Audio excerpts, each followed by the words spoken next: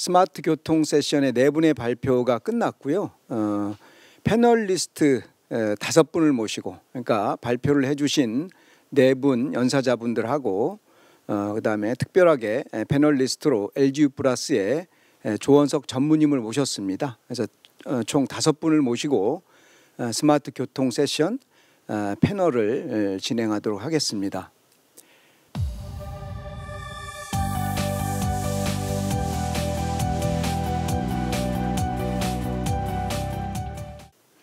그리고 스마트 교통 세션을 시작을 할 텐데 어떻게 보면 조금 예민할 수도 있는 이런 논의 주제를 가지고 5분과 함께 CV2X의 자율주행 응용에 대해서 같이 함께 토론을 해보도록 하겠습니다. 4분 발표자분들 수고 감사드리고요. 조원석 전무님 이렇게 바쁘신데도 참석해 주셔서 감사드립니다. 예. 자, 그러면 앉으신 순서대로 제가 질문을 좀 드릴게요. 마지막 발표하신 박성일 상무님께 먼저 질문을 드리도록 하겠습니다. 그 발표 앞쪽에서 FCC가 NPRM 작년 12월에 NPRM을 그러니까 사전 규칙 제정 공고 정도 되는데요. NPRM을 냈었고 올해 11월 18일에 최종 결정을 하는 이런 그 투표를 할 예정인데 그 상황에 대해서 간단히 좀 설명을 해주시고 그러한 상황들이 글로벌하게 어떤 임팩트, 어떤 영향을 줄 수 있는지에 대해서 좀 논평 부탁드리고, 두 번째로는 뭐 전 세계에서 아주 뭐 퀄컴 하면 CV2X 칩셋 또는 뭐 이동통신 칩셋을 만드는 대표적인 회사 중에 하나인데 5G V2X 칩셋의 개발 로드맵에 대해서도 한번 말씀해 주시면 감사하겠습니다. 네, 교수님 감사합니다. 그 질문이 2가지인데요. FCC NPRM 스테이터스는 지금 말씀했다시피 작년에 시작이 돼서 올해 중반까지 그 업계 의견을 모았습니다. 업계 의견을 모았고 이제 그 10월이죠. 10월 저번 달에 그 아레노라는 게 나왔습니다. 아레노는 이제 리포트 앤 오더의 약자인데요.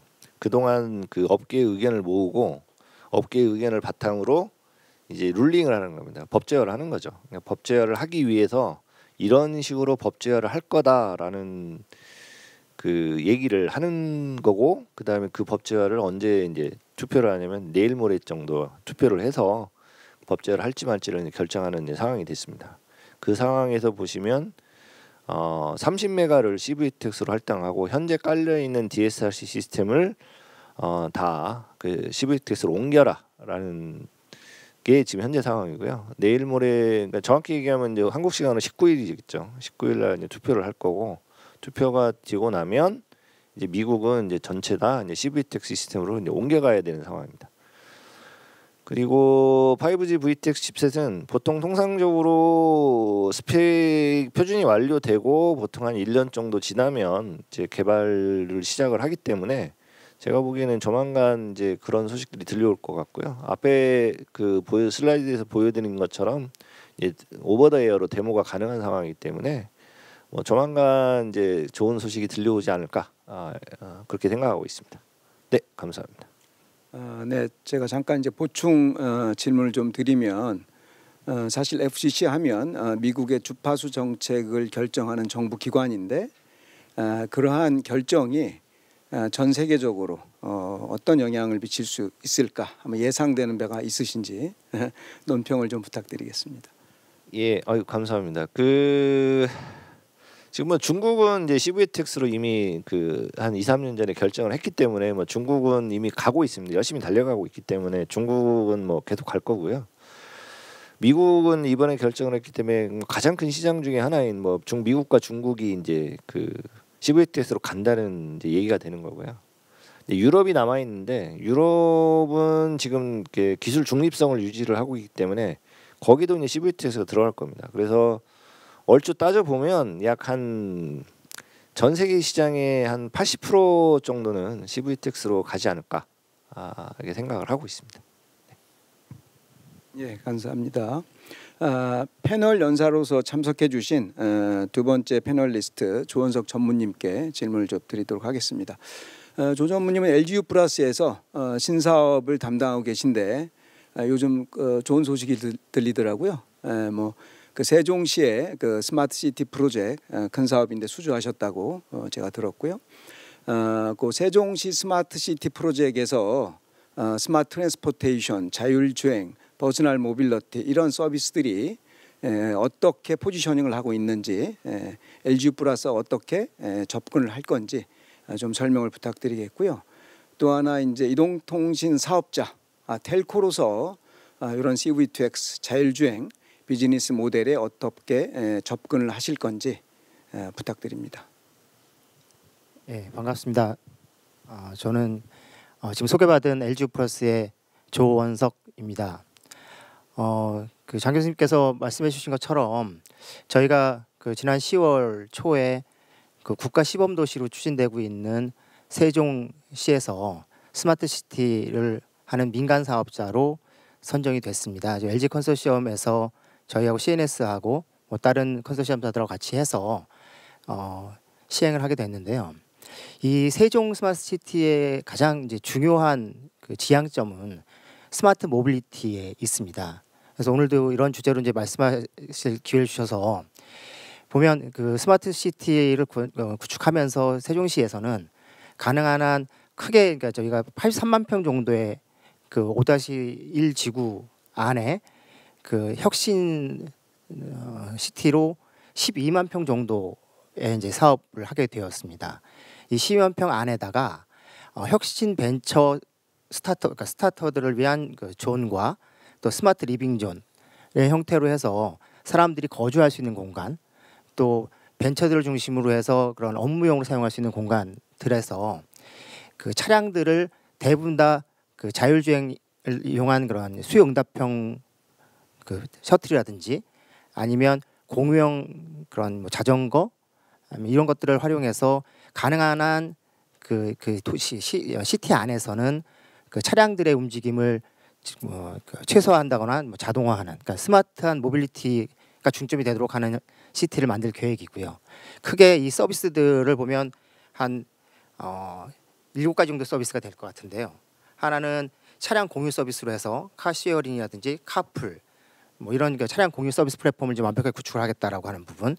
모든 개인용 이동 수단들은 각자 자기 집과 이 입구까지만 운행을 하고 그 외에 이 시티 안에서는 대부분 다 공유 이동 수단들을 이용할 수 있도록 하는 형태의 선진화된 모습을 생각하고 있습니다. 또한 이제 그 실시간 호출 기반의 수요 응답형 셔틀 서비스 등을 활용해서 고객들이 그 현재 그 차를 기다린다고 하는 것들을 좀 최소화할 수 있거나 아니면 교통 체증 이런 것들을 좀 최소화할 수 있는 방향으로 해갈 그런 생각입니다. 이 외에도 스마트 주차라든지 아니면 또 전기차의 충전 인프라들 이런 그 스마트 모빌리티라고 해서 시도해 볼 수 있는 것들을 시범적으로 구성하고 실제 이를 통해서 시민들에게 편익을 제공할 수 있는 그런 모습으로 만들어갈 생각입니다. 이런 것들이 그 향후에 계속해서 만들어지게 될 스마트 시티의 그런 레퍼런스로 좀 할 수 있어서 향후 그 저희가 계속 오늘도 한 4분의 발표자들이 말씀해 주신 것처럼 향후에 그 CV2X라든지 이걸 통한 자율주행 이런 부분들이 실제 실생활에서 적용할 수 있는, 저희가 현재 국가적으로 시행하고 있는 자율주행 사업의 목표를 보면 2027년까지는 이제 기술 개발들을 완료하고 2030년부터는 완벽한 자율주행을 해보자라고 하는 형태로 이제 추진을 하고 있는데, 그런 것들을 저희가 그 스마트 시티 시범 도시에서부터 사전적으로 일단 그러니까 실증해보고 고객들한테 편익을 제공할 수 있는 형태로 발전시켜 나갈 생각입니다. 또 한 가지 질문해 주신 거 하나가 이제 그 텔코의 비즈니스 모델인데요.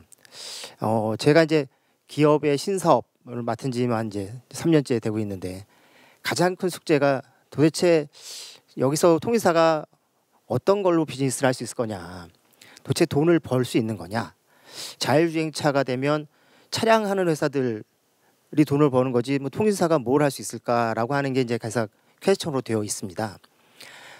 자율주행차가 된다고 하는 거는 저는 그렇게 판단을 했습니다. 이제 저희가 요즘 다들 스마트폰 들고 다니시니까 이제 옛날 어려운 시절 잘 모르시잖아요.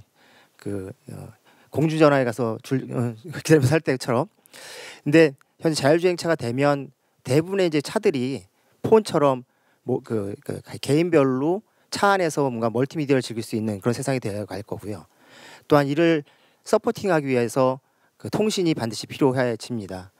그리고 이제 자율차가 사람이 눈으로 그 길을 보고 가듯이 자율주행이 가능하도록 하는 지도 같은 것들을 뭐 다이나믹 맵이라고 하는 그런 부분들을 포함해서 실제 통신사가 그 여러 가지 정보들을 제때 뭐 줌으로 해서 자율차들이 제대로 운행할 수 있도록 하는 형태, 이걸 가지고 저희가 결국 요금을 받을 수 있는 모델을 만들 수 있지 않을까 생각하고 있습니다. 네, 이상입니다. 네, 답변 감사드리고요. 이번 그 세종 스마트시티 프로젝트에 엄청난 경쟁을 뚫고 그 LG 플러스 컨소시엄이 당첨된 걸로 알고 있습니다. 다시 한번 축하드립니다. 감사합니다. 예. 자, 그러면 세 번째 캠트로닉스의 조윤희 이사님께 좀 질문을 드리도록 하겠습니다. 사실 그 국내에서 그 이런 자율주행 C-V2X 사업 분야에 종사하는 대표적인 이 SME 중소벤처 캐피탈이라고 보시면 되겠고요.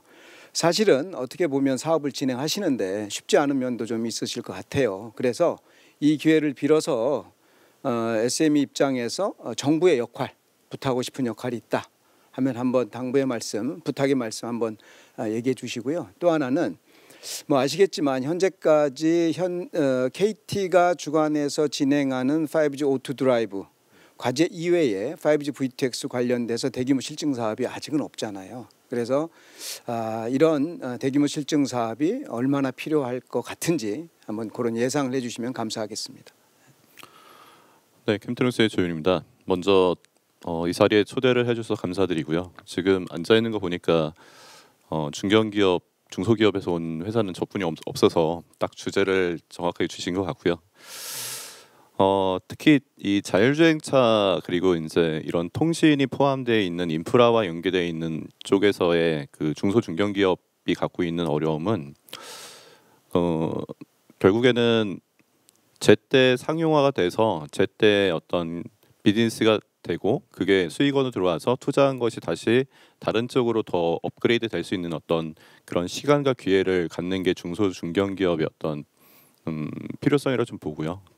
근데 정부의 역할은 결국에는 정부가 줄 수 있는 거는 어떤 쪽집게적으로 이렇게 섬세한 매니지먼트라기보다는 어떤 큰 그림에서의 로드맵이 정확하게 나와 있고 그 부분이 어떤 특정 정부 부처의 주도라기보다는 범정부 관점으로 컨트롤 타워가 하나가 이루어져서 그걸 관점에서 기업들이 준비를 하고 그 다음에 그 단기적, 중기적, 장기적인 로드맵을 만들고 전략을 수립해서 할 수 있는 어떤 같이 맞물려 갈 수 있는 그런 비전 제시나 로드맵 제시나 사업화가 될 수 있으면 좋겠습니다. 그리고 중요한 거는 그 실증 사업이나 여러 가지 사업들이 그 동안에 어떤 경쟁을 통한 그래서 이제 단일 콘소나 단일 업체가 참여하는 부분으로 진행이 되다 보니까 미국이나 유럽 같은 경우는 어떤 같은 기능을 하는 업체가 복수로 참여해서 그게 상호 호환성도 보고 그 안에서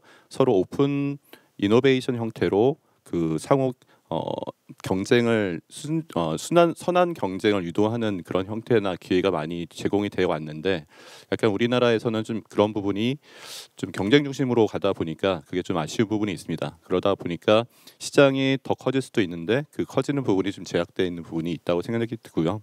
그래서 저는 뭐 최근에 나와 있는 뭐 범정부 부처 자율주행차 로드맵도 있고 그 다음에 이제 한국형 뉴딜 사업 부분도 있고 점차 구체화되는 부분에서 더욱더 좀 정부한테 바라는 부분들은 어떤 그 에코시스템이 좀 건강하게 잘 돌아갈 수 있게끔 하고 그 다음에 점차 세상이 통합되는 부분에서 중견 중소기업이 대기업과 함께 상생할 수 있게끔 해서 어떤 건강한 그 솔루션을 우리가 만들어 갈 수 있는 그런 기회와 그런 환경이 만들어졌으면 좋겠습니다. 그 두 번째로 5G V2X 실증 사업의 대규모 이 질문을 주셨는데 뭐 이게 비단 통신의 표준에 대한 국한되어 있는 부분보다도 저는 이제 그 통신의 부분은 아까도 제가 잠깐 발표할 때도 말씀드렸지만 최종적으로 어떤 유즈 케이스와 어떤 어플리케이션을 어디에 적용할 것이냐, 거기에 맞는 그러면 표준이 무엇이고 통신이 무엇이냐, 이런 관점으로 저는 모든 것들을 좀 봐야지 이게 전체 논리적인 부분에 그 방향성이 있다고 보고요. 그래서 당연히 통신의 발전하는 그 추세에 맞춰서 5G V2X에 대한 대규모, 뭐 규모를 떠나서 그런 실증에 대한 부분은 저는 당연히 필요하다고 봅니다. 근데 거기 안에서 그동안에 이제 기능 중심 내지는 뭐 하나의 유즈 케이스 개발하는 쪽으로에 집중된 그 관점보다는 그 어차피 5G V2X가 진행을 하기 위해선 자율차와 연동이 되고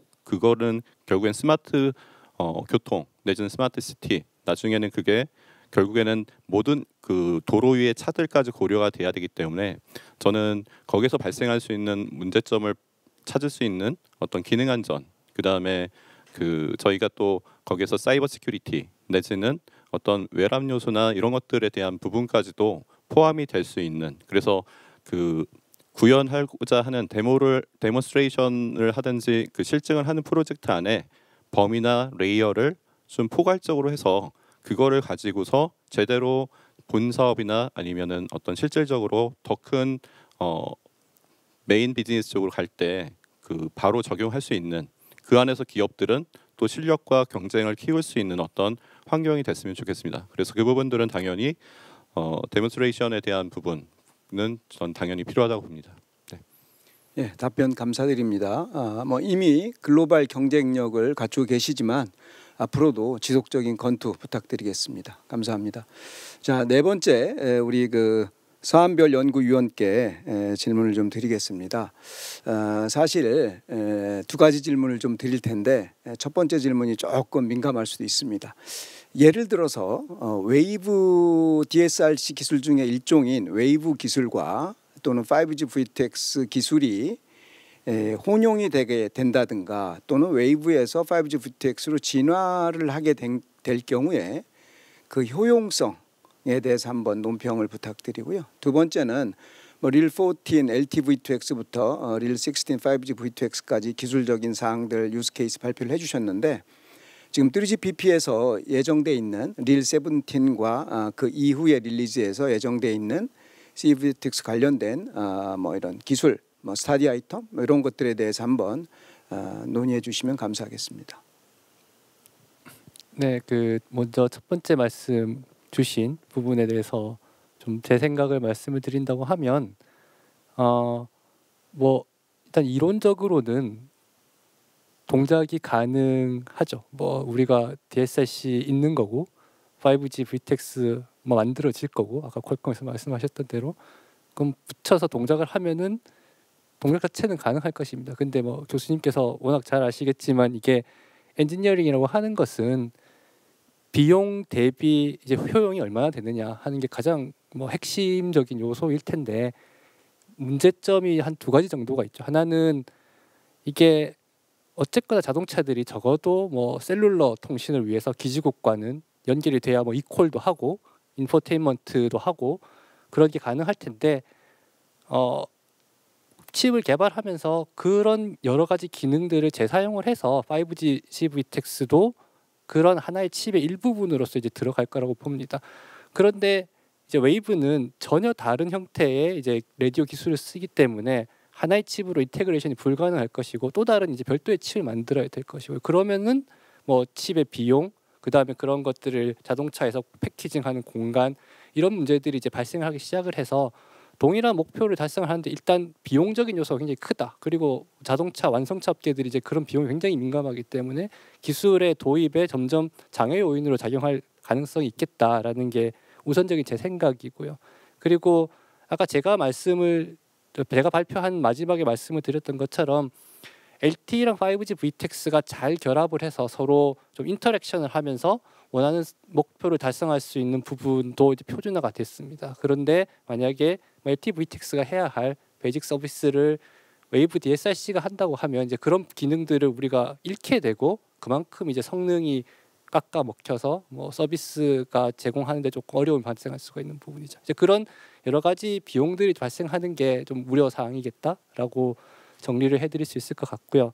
이제 두 번째 질문 주신 릴리스 17 이후에 이제 CVTX 진행 상황을 요약을 해드리면 이제 릴리스 17은 지금 이제 진행이 되고 있는데 17에서 가장 중요하게 생각하는 것은 배터리 소모를 줄이는 겁니다. 이제 16에서는 자동차에 설치가 되어 있는 이제 모뎀을 상정을 하고 그래서 항상 켜져 있고 언제든지 데이터를 받을 수 있고 언제든지 데이터를 전송할 수 있는 뭐 그래도 자동차에 워낙 큰 배터리가 있으니까 통신에서 소모하는 전력은 뭐 무시할 만한 수준이라서 그렇게 설계를 했는데 이제 이 CVTX, 5G CVTX 기술을 뭐 핸드폰이라든가 혹은 다른 좀 포터블 디바이스에 적용을 하기 위해서는 배터리가 제한되어 있고 그래서 배터리 하나를 소모하는데도 굉장히 아껴서 써야지 되는 상황이 되는 거죠. 그래서 뭐 통신을 개시하는 시점, 수신하는 시점 이런 부분들을 좀 잘 정해서 항상 켜져 있지 않아도 어느 정도 원하는 수준의 성능을 낼 수 있는 그런 형태로 5G VTX를 업그레이드를 하는 작업을 시작을 하고 있고요. 그게 끝나고 릴리스 18, 19 이후가 되면은 뭐 아직까지 표준 스케줄은 정해지지 않았지만 뭐 그동안 좀 못했던 여러 가지 보안 기술들이 논의가 될 거로 예상합니다. 뭐 가령 뭐 사이드링크를 통해서 앞차랑 뒷차랑 통신을 통해서 서로 간의 위치나 각도 이런 것들을 정교하게 측정하는 기술 이런 것들은 이미 좀 많이 논의가 되고 있고요. 그 외에도 뭐 더 많은 데이터를 전송하기 위해서 뭐 밀리미터 웨이브를 더 잘 쓰는 기법을 도입한다거나 하는 것들이 이제 좀 이야기가 되기 시작을 하고 있고 내년 후반기 정도에는 이제 릴리스 18에서도 우리가 어떤 기술을 볼 수 있을지 좀 파악이 가능할 것 같습니다. 네, 감사합니다. 아주 좀 민감한 질문을 드렸는데도 불구하고 명확한 답변을 해주셨습니다. 네. 자, 마지막 패널리스트인데 첫 번째 발표자 연사분을 우리가 마지막에 모셨습니다. KT의 이원열 팀장님. 자, 이원열 팀장님, 올해 오토드라이브 마지막 해입니다. 네. 자신 있으시죠? 네. 일단 잘 준비하고 있고 예. 앞서 말씀드린 것처럼 지금 실증 지금 열심히 지금 잘 진행하고 있고 피드백도 열심히 저희가 청취하고 있습니다. 네, 좋습니다. 뭐 여러 뭐 상당히 우수한 기술들을 개발하셨겠지만 전 세계적으로 이러이러한 것들은 정말 그 자랑을 좀 해야 되겠다. 몇 가지 좀 예를 들어 주시고 또 하나 이제 이후로도 5G VTX 관련된 이제 실증이 진행될 뭐 예정으로 돼 있지만 그런 실증 예정인 이런 그 과제들 진행하는데 이번 오토 드라이브를 진행해 오면서 배웠던 레슨이 있다. 이러면 좀 말씀을 부탁드리겠습니다. 네, 알겠습니다. 일단 저희가 이 과제가 자율주행이라는 어떻게 보면 좀 통신업체가 하기보다는 이제 자동차 업계에서 주도해야 되는 일을 저희가 하게 되면서 포커스를 맞췄던 일은 자동차 자체의 기술보다는 이게 실제 사용자가 어떻게 느낄 것인가라는 부분에 좀 포커스를 맞췄고 그 부분을 해결하고자 하는 쪽에 좀 더 포커스를 맞췄습니다. 그래서 앞서 발표에서 말씀드렸던 것처럼 이제 자율주행을 어떻게 보급할 것인가 그리고 이제 CVTX라는 부분, 이제 ITS라고 하는 부분에 대해서도 실제로 좋은 기술이긴 하지만 이게 보급되는 과정에서 실제로 지원되지 않는 차, 지원되는 차들 이제 이런 부분들에 대한 차별적인 이런 혜택을 받는 부분들 이제 이런 부분들에 대해서 좀 확산할 수 있는 부분 이제 저희가 이런 부분을 좀 포커스를 맞췄습니다. 그래서 그렇게 해서 이제 저희가 앞서 말씀드렸던 몇 가지 기술들이 있고 이제 이런 부분들이 아마 세계적으로 이제 이렇게 라지 스케일로 지금 이렇게 트라이얼이 된 적은 없었습니다. 예를 들자면 저희가 CVTX 같은 경우에 지금 이제 5.9기가를 쓰고 있고 지금 사실 5.9기가를 쓰는 게 맞는 추세라고 저희도 인정을 합니다만 그 중간 단계에서 실제로 CVTX가 지원되지 않는 차량들 그리고 이제 보행자들까지 다 커버를 하기 위해서 저희가 좀 고민했던 부분이 이제 셀룰라망을 직접 이용한 인다이렉트 방식 여기서 저희가 지금 5G 저희는 5G VTX라고 부르고 있고 이제 지금 이 세션에서는 통칭해서 부르고 있는데 이제 이런 부분들을 저희가 이제 셀룰라 네트워크로 가져와서 이제 지금 현재 망 커버지를 그대로 이용해서 지금 휴대폰 들고 다니는 사람들은 누구나 활용할 수 있게 하도록 만드는 부분들 그렇게 해서 저희가 실제로 소프트웨어로 이제 스마트폰에 이제 CIT 스택 올리는 작업도 진행을 했었고 이제 이런 부분들이 실제로 이제 지자체 쪽에 갔을 때 좀 많은 호응이 있었습니다. 이런 부분들이 이제 확산하는 데 도움이 된다. 이제 이런 부분들이 이제 좀 당장 실질적으로 적용되기 좋았던 부분이라고 저희가 생각을 하고요. 그리고 이제 두 번째는 아까 저 클라우드 자율주행 쪽을 잠깐 말씀을 드렸는데 이 부분은 좀 어떻게 보면 좀 상당히 도전적인 이야기였고 해보지 않았던 이제 이런 부분을 저희가 약간은 이제 자율주행차의 약간 끝판왕, 약간 최종적인 모습은 이런 모습일 거다. 그럼 이제 네트워크에서 어떤 일을 해줘야지 이제 이런 사업들이 이렇게 좀 발굴될 수 있을까라는 관점에서 접근을 했습니다. 물론 이제 이게 당장 그 도로에서 쓰이긴 좀 어렵겠지만 이제 이런 부분들이 지금 이제 많은 관심을 받고 있는 중에 하나가 실제로 B2B나 이런 다른 용도에서 이제 이런 게 응용될 수 있을 것이라는 이야기를 많이 듣고 있고 이제 이런 부분들을 저희가 조금 더 개발해서 실제 상용으로 빨리 적용하려고 하는 게 이제 저희의 목표입니다. 그래서 이런 두 가지 저희가 봤을 때 좀 도전적인 부분 하나 그리고 확산에 대해서 신경 썼다는 부분 이 두 가지가 저희가 좀 이제 내세울 만하다고 저희가 지금 이제 말씀을 드릴 수 있고요. 이제 어려운 말씀인데 이제 레슨런드가 뭐냐라는 이제 두 번째 질문을 해주셨는데 저희가 이 과제를 좀 진행하다 보니까 앞서 이제 조원석 전무님께서도 말씀하셨지만 저희가 이제 통신사업자가 과연 이걸로 어떻게 돈을 벌 건가라는 부분도 사실은 좀 약간 큰 이슈였습니다. 그래서 사실은 이게 여기에 있는 플레이어들이 이제 중견기업들, 자동차 업체, 그다음에 IT 업체, 통신사업자가 모두 해피해지는 모델이 나와야 되는데 지금 실제로 좀 그렇게 만들기가 어렵다라는 부분이 이제 좀 약간 공공 성격이 가까웠던 부분이 조금 저희가 아쉬워서 이런 부분들에 대한 좀 개발이 진행이 되어야 할 것 같고요. 이제 그 과정에서 저희가 생각했던 부분은 이제 저희가 가지고 있는 통신 인프라도 약간 오픈형으로 이제 플랫폼화돼서 저희가 갖고 있는 기술들이 좀 오픈화돼야 될 것 같고 이제 저희가 차량을 개발하다 보면 이 차량들 자체가 기본적으로 약간 그 차량 쪽에 데디케이트 돼 있어서 재활용이 불가능한 기술들이 되게 많았습니다. 그래서 좋은 기술을 이렇게 좀 개발했음에도 불구하고 확산이 되게 어려웠는데 이 차량 쪽에 대한 부분도 약간 오픈 플랫폼화해서 이제 이런 부분들이 좀 하나의 플랫폼에 묶이는 형태가 되는 이런 과제들이 조금 진행됐으면 좋겠다라는 게 이제 저희 좀 생각이었고요. 그 다음에 이제 좀 고려를 해야 될 부분 중에 하나가 이제 좀 사석에서 논의를 드렸었는데 네트워크 경제성 측면에서도 이제 저희가 좀 이 경제적으로 이런 서비스를 제공할 수 있는 네트워크 구조로 좀 진화할 수 있도록 표준 쪽에서도 좀 많이 반영이 됐으면 좋겠다라는 생각을 하게 됐습니다. 뭐 예를 들면 GPS RTK 같은 이런 보정 정보들 보낼 때 이제 일일이 보내지 않고 이제 브로드캐스트나 멀티캐스트로 이렇게 보낼 수 있게 해서 네트워크 자원을 효율적으로 쓸 수 있으면 이제 사업자 측면에서도 좀 더 이런 서비스들 아마 좀 경제적으로 효율적으로 좀 많이 대중화시킬 수 있을 것으로 생각하고 이런 부분들이 다음 과제나 실정에서 좀 고려가 됐으면 하는 게 저희 바람입니다. 네, 논평 감사드립니다. 올해 오토드라이브 사업 최종 연도인데 끝까지 마무리 잘해주시기 부탁드리겠습니다. 감사합니다. 자, 이렇게 총 5분의 패널리스트를 모시고 뭐 이 기술, 서비스 모델, 유스 케이스 또는 뭐 각사의 그 특장점으로 이렇게 자랑할 만한 여러 가지 이슈들에 대해서 논해봤고요.